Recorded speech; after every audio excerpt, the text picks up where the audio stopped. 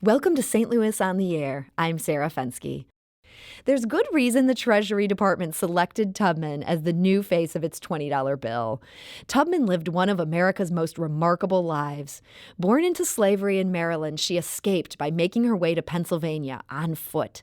And then she returned south again and again to rescue family members and other slaves via the Underground Railroad. As a railroad conductor, Tubman is credited with delivering 70 slaves from the South to the North. She boasted that as a conductor, she never lost a passenger. Later, during the Civil War, she led an armed river raid that led to the rescue of another 750 slaves.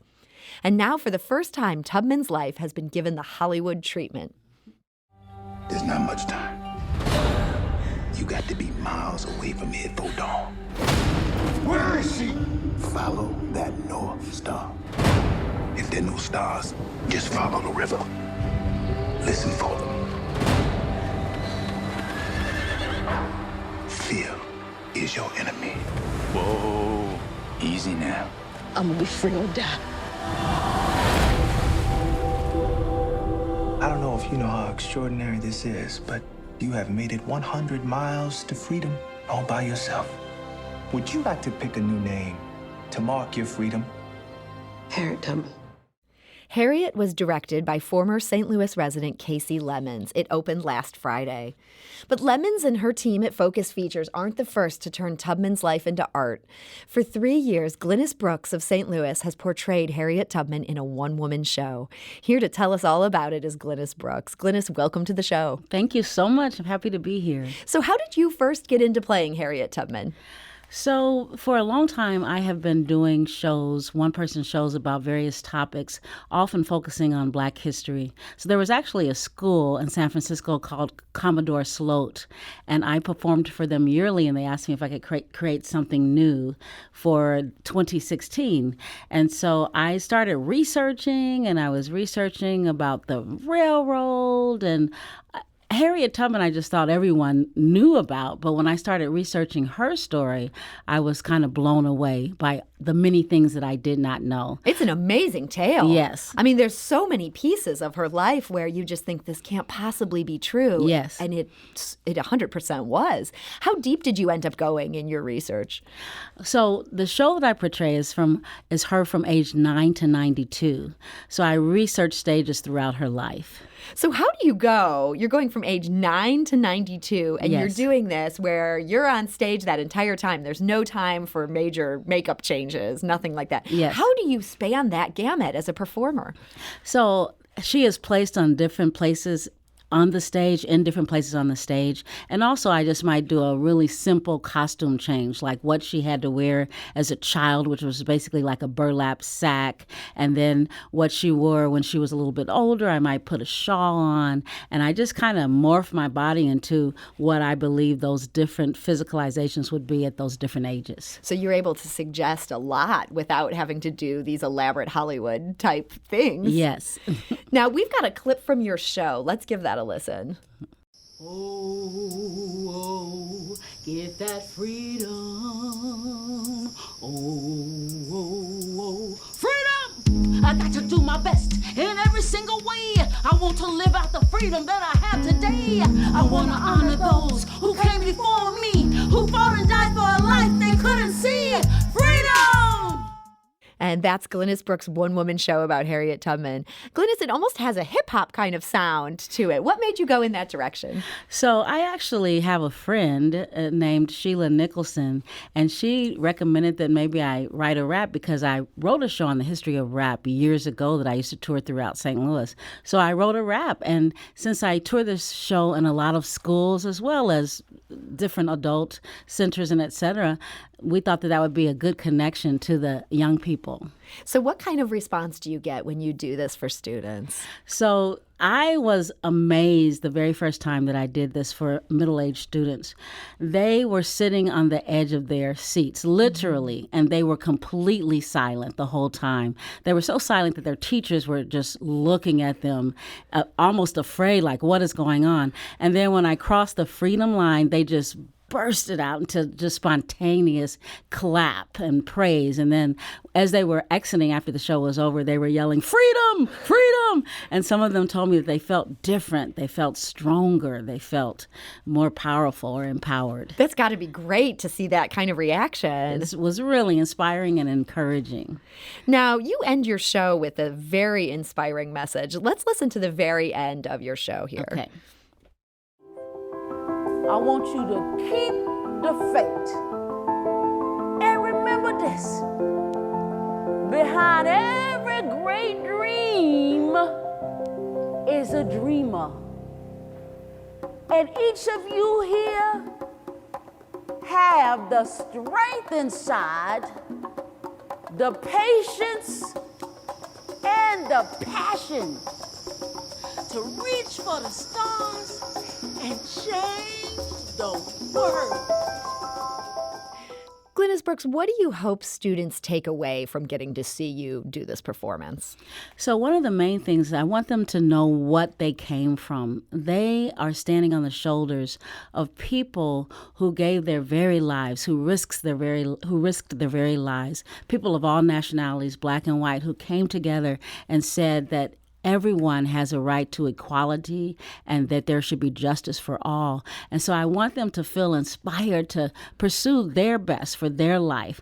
I want them to know that not only do they have to look at the lives of others in social media and the cool things that they are doing, but they can actually take this energy and invest it in themselves and find out who they are, what their talents are, and contribute them to their own lives, their families, their communities, their country, and just change the world.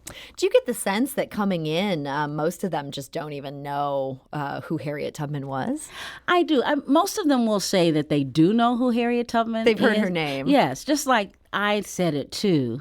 But once I tell the story, they, as I discovered, find out that there was just a lot that went into the building of Harriet Tubman. That she grew from a person that maybe did have some fears, but she grew into becoming a warrior and really going after her freedom and the development of her life.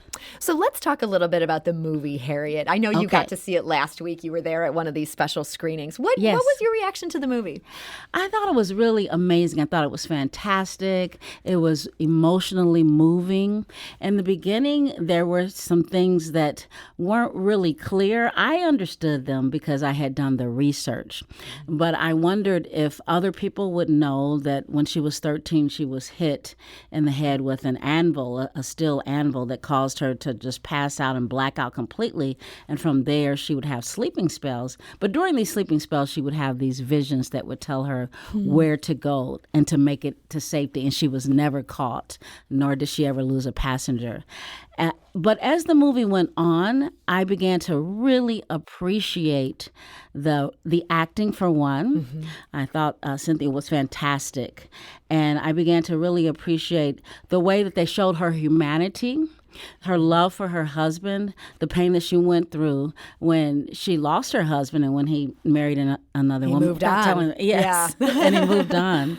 And I thought that they brought about some amazing messages as well. Like, for example, one of the people that was played by Janelle Monáe, who owned a boarding room, said to her, what does a man have to do with a woman touched by God? Mm-hmm. And just basically letting Harriet know that her story is actually bigger than just romance. Romance is important, but she had a calling on her life that would change the lives of many people and bring them to their freedom. She had a real mission. She had a mission. Her life was bigger than this man. Yes.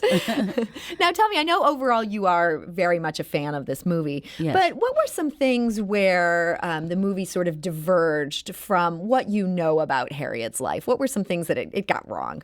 Well, I went back and I did some research again to see if maybe I got some things wrong. But one of the things that I understood is that she changed her name in the beginning. She actually her first trip to freedom was with her brothers, her first attempt to freedom. Now, she made it, but they were afraid, and so they turned back, and she kind of helped them get back to safety, and then she moved on. And also, from my research, I saw that she changed her name during that first meeting with her brothers, with the purpose being that they didn't want anybody to be able to trace them back to slavery or the plantation. So I wondered about that. Also there, I don't know how much of the movie I can tell without giving it away. You can give a few spoilers, yeah. Okay. So there's one place where maybe she kind of jumps off of a bridge, and I don't know that specifically happened as she plunged into water. I think they show that in the trailer for the movie, that rather than be captured by this master, I think, who's chasing her, that she chooses to plunge from this very scary height. Yes. So you're saying that may not have happened in her life. That may not have happened, but what is true is one of her quotes was that I have a right to either freedom or liberty. I have a right to either death or liberty. And if I can't have one, I will have the other, and no man will take me alive. So Harriet Tubman, as well as the other slaves, were known to plunge into whirlpools and quicksands and do whatever they needed to do to escape. So it sounds like that was not historically inaccurate. She would have done that. We don't know if she did it. Yes, but yeah. Well, so look, it seems like with this movie being out here right now and with it doing well at the box office, there may be more opportunities for you. And so this one-woman show, this could take off even more. Yes. So Glynis Brooks, thank you for joining us today. Oh, you're welcome, Sarah. Thanks for having me. This is St. Louis on the Air on St. Louis Public Radio, 90.7 KWMU.